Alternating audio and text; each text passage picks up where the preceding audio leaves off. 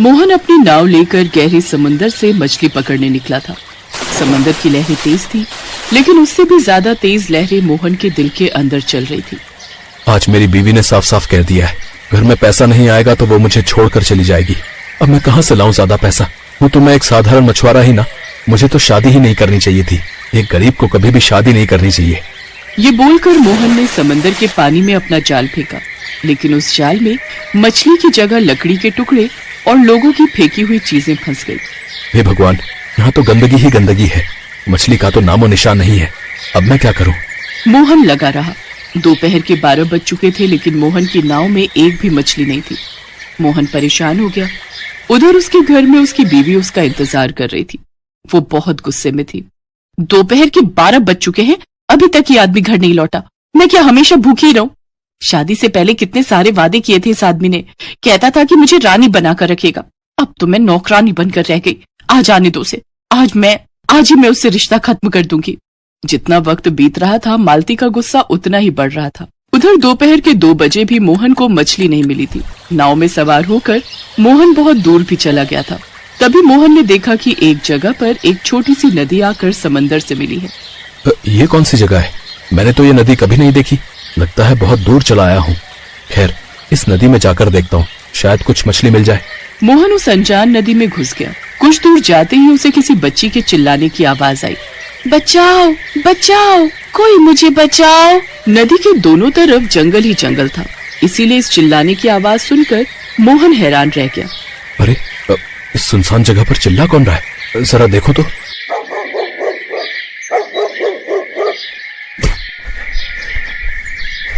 आपका बहुत बहुत धन्यवाद, आपने आज मेरी जान बचाई। कोई बात नहीं बेटी, लेकिन तुम यहाँ अकेली क्या कर रही हो? अरे माता पिता कहाँ हैं?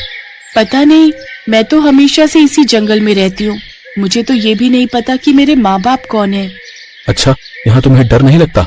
डर तो लगता है, लेकिन मुझे पहले से ही बहुत कुछ पता चल जाता है। मतलब आगे क्या होने वाला है वह मुझे पहले से ही पता चल जाता है, लेकिन पानी की तलाश में मुझे यहाँ आना ही पड़ा। अरे बाप रे, तुम्हारे पास तो जादुई शक्तियाँ हैं। आपने मेरी जान बचाई है, इसीलिए मैं भी आपको एक बात बताना चाहती हूँ। इस राज्य में दुश्मन राजा ने एक जासूस को भेजा है। वह जासूस राजमहल के पास ही जंगल में एक झोपड़ी बनाकर रह रहा है। ये बात महाराज को बता देना, इसके बदले आपको महाराज से धन दौलत मिलेगी। मोहन की जगह कोई और होता तो शायद इस बच्ची की बातों पर यकीन न करता, लेकिन मोहन साफ दिल का था, इसलिए उसने इस लड़की पर विश्वास किया और कहा, हाँ, मुझे पैसों की बेहद जरूरत है। बेटी, तुम्हारे माँ बाप नहीं है और मेरी कोई संतान नहीं है। तुम मेरी बेटी की तरह हो। तुम मेरे साथ चलो, मेरे साथ मेरे घर में रहोगी। सच? आप सच कह रहे हैं क्या? हाँ, सच कह रहा हूँ, चलो मेरे साथ। मोहन ने उस लड़की का नाम पिंकी रखा और उसे लेकर घर लौट आया। घर में उसकी बीवी गुस्से से आग बबूला हो गई।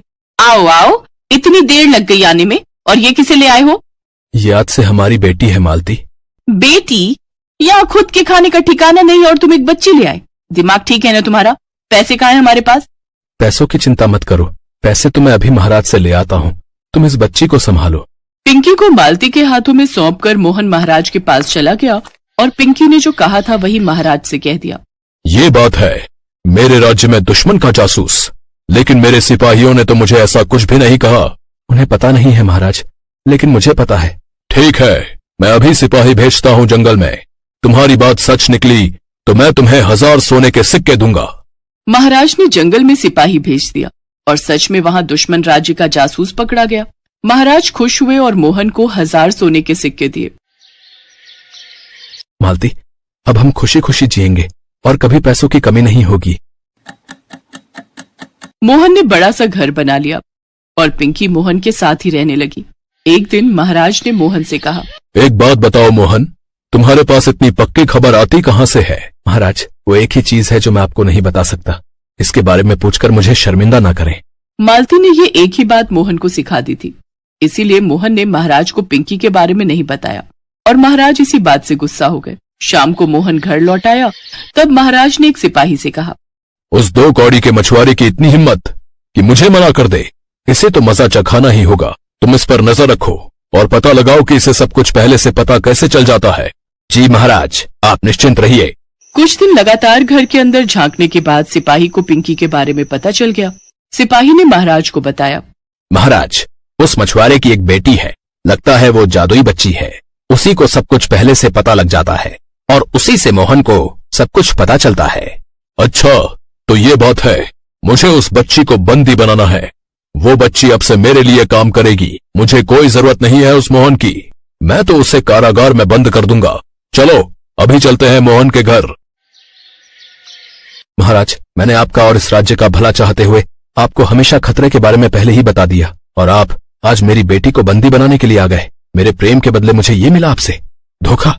लेकिन तुम्हें कैसे पता कि मैं आने वाला हूं? जो बच्ची मुझे राज्य पर आने वाले खतरों के बारे में बताती हो, वो खुद पर आने वाले खतरे के बारे में मुझे नहीं बताएगी। ये कैसे सोच लिया आपने? आप अहंकारी हो, लालची हो, इसीलिए इस राज्य का राजा बनने का अधिकार आपको नहीं है। ये सब मेरे सिपाही हैं और आज से राजा की गद्दी मेरी है, सिर्फ मेरी। सिपाही, बंदी बना लो इसे। सिपाहियों ने महाराज को बंदी बना लिया। मोहन राजगद्दी पर बैठ गया। मालती, तुमसे मैं कहता था ना कि मैं तुम्हें रानी बना के रखूंगा।